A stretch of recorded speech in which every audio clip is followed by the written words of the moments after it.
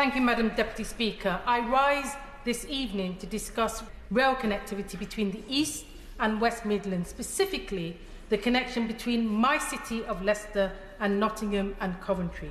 Currently, the public transport links between Leicester and Coventry in particular are woefully inadequate. Leicester has a strong and proud railway history. For a century, roughly from the 1850s to the 1950s, Leicester had 7 railway stations within its city boundary. Today, there's just one, London Road, and that is why tonight I'm making the case for real investment into new links for my city and constituents.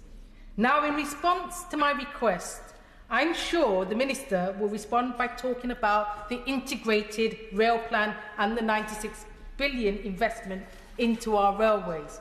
Of course, investment in public transport is welcome, especially during a climate emergency.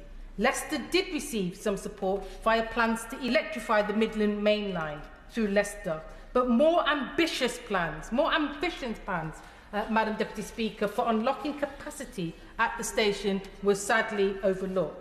It is also worth noting that the electrification would have already been completed by now, of course, if a Conservative government hadn't cancelled it in 2017.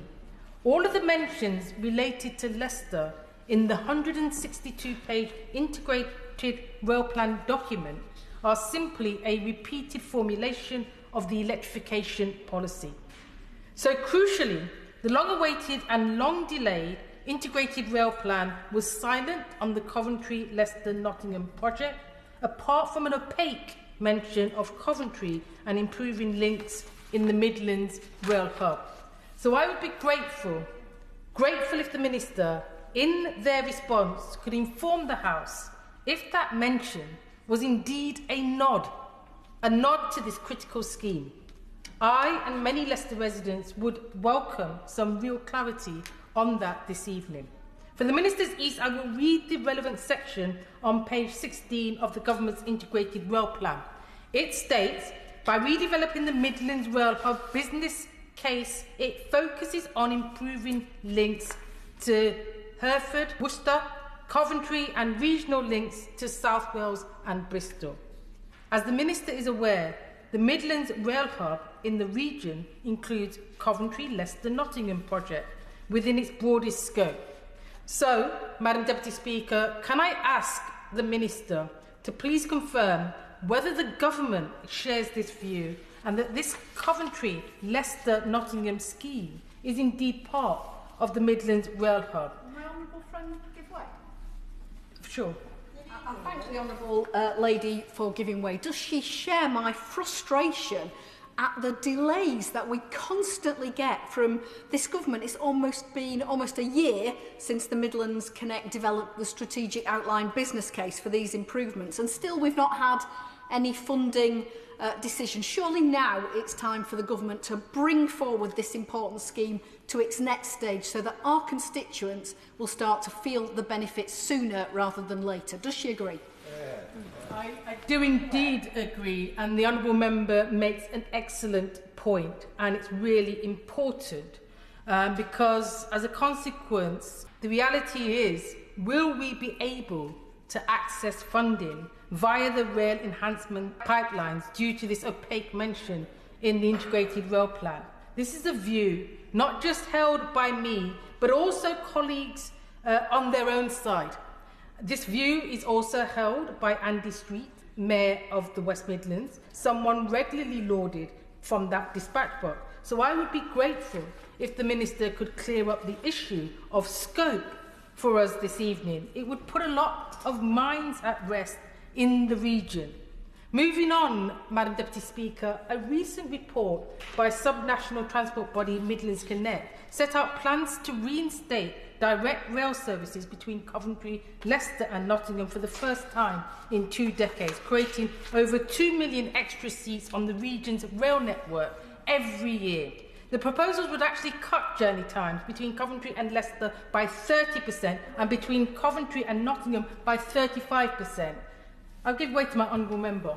I thank my honourable friend for And she's making an excellent point about the need for fast connectivity. Now, my constituents in Coventry North West, they need fast, frequent and reliable public transport in order to commute, to stay connected and to access vital services. So it is therefore scandalous, as my honourable friend is saying, that railway journeys between Coventry and Leicester today often takes longer than they did before the First World War.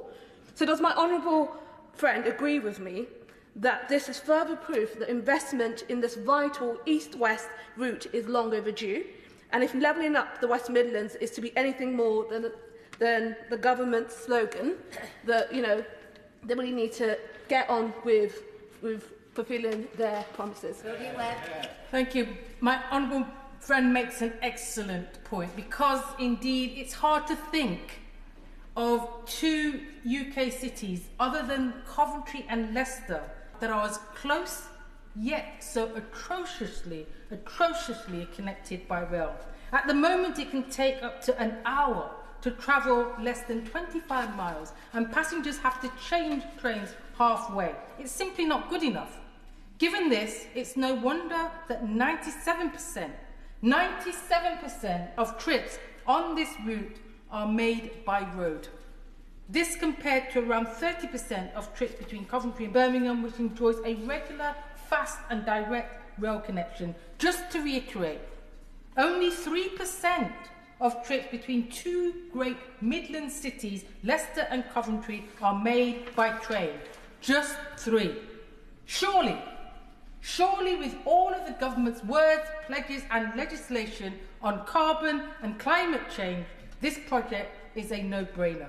It's good for the environment and it's good for passengers. I believe that by reintroducing faster, direct connections, we can encourage more people to travel sustainably, strengthen working relationships and increase productivity. We must now move ahead to create detailed plans for delivery. Yet this is only possible with the support of government. I would therefore be grateful if the Minister, when they reply, could also comment on how the next business case, the outline business case, will be funded, even in part by the department. Can they this evening give me that assurance? Just to stress this point, the outline business case would cost around £1 million. That, in the realm of rail projects, is a modest amount to explore the possibility of this regionally critical project. So can I press the Minister on this? Can they please comment on the funding as a real priority in their response? To continue, subject to funding, with costs likely to be in the region of £90 to £100 million, the first direct trains could absolutely start running as soon as 2025, bringing benefits of over £170 million to the local economy. To break that down, Madam Deputy Speaker, around half of the £170 million are wider economic benefits, which means nearly £80 million of jobs, growth and trade would be created as businesses in Leicester trade and with firms in Coventry, and people move and spend in these two great places. The other half of the £170 million is journey time improvements, as people can finally get between our cities quicker and easier. Fixing our links will therefore have a massive economic benefit. This project also has widespread public support from over 3,000 people in and around Coventry, Leicester and Nottingham recently polled. 87%, yes, 87% supported such improvements going ahead. Journey times along the route will be cut significantly, with trips from Coventry to Leicester falling from 54 minutes to 38 minutes, while train journeys from Coventry to Nottingham will come down to 70 minutes from 108 minutes. Loughborough and East Midlands Parkway would also have new direct and more frequent links to Coventry. To reach its target of becoming carbon neutral by 2050, the UK must reduce emissions by 100% compared to 1990 levels.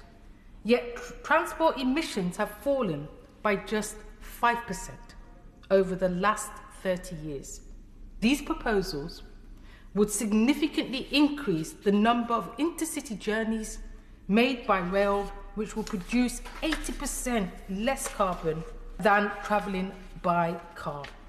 This scheme would also benefit the freight industry by allowing freight trains to run from the south of England to the East Midlands, thus taking lorries off the roads with the many environmental benefits that brings. To conclude, Madam Deputy Speaker, for too long, there has been a missing link between the East and the West Midlands, and this is our opportunity. It's our opportunity to reforge it. The government talks a lot about levelling up. If they are truly genuine about addressing regional inequality, they will embrace this plan, which is supported by local people, supported by local councils, supported by our local mayors, and supported by politicians of all parties. These rail plans will further open up Leicester, its jobs, leisure opportunities and universities to communities across the East and West Midlands. At the moment, the Midlands East-West rail connections are substandard, holding us back from a more productive and sustainable future. Turning these plans into reality is an essential step in boosting prosperity and public transport use across our region. On behalf of my constituents and residents across the Midlands, I urge the Minister to embrace this crucial project